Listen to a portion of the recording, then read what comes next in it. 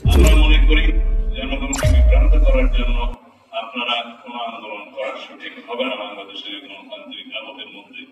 আমরা চাই সবাই যারা আপনাদের দোষর হয় কিভাবে আন্দোলনে, যারা বিগত 16 বছরে ফেসিবাদী শাসন আমলে বাতাস করেছে আওয়ামী লীগের সমস্ত কর্মকাণ্ডে, তারা আপনাদের আন্দোলনের শরিক হয় কিভাবে?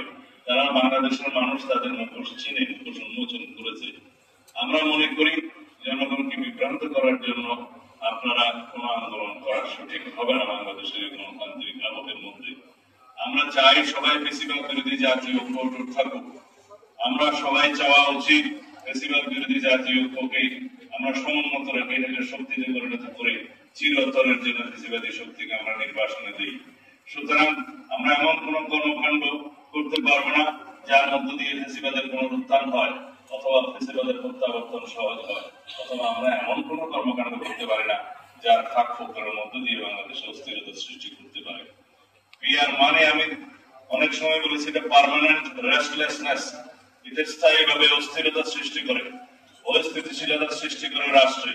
পৃথিবীর যে সমস্ত দেশে এটা এক্সপেরিমেন্ট হয়েছে সেই সমস্ত দেশের নজির আপনারা দেখুন।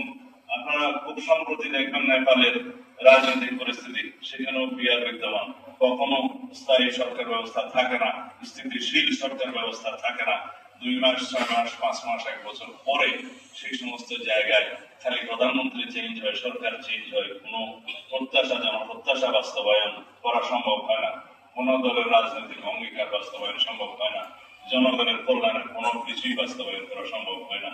একটা অস্থিতিশীল অস্থির পরিবেশের মধ্যে দিয়ে বাংলাদেশকে আমরা যেতে দিতে চাই না, যেখানে সিম্পল মেজরিটি অথবা মেজরিটির ভিত্তিতে কোন দল এবং জোট সরকার গঠন করতে পারে না, সেরকম একটা ব্যবস্থাকে আমরা আহ্বান জানাতে পারি না। যে দেশের মানুষ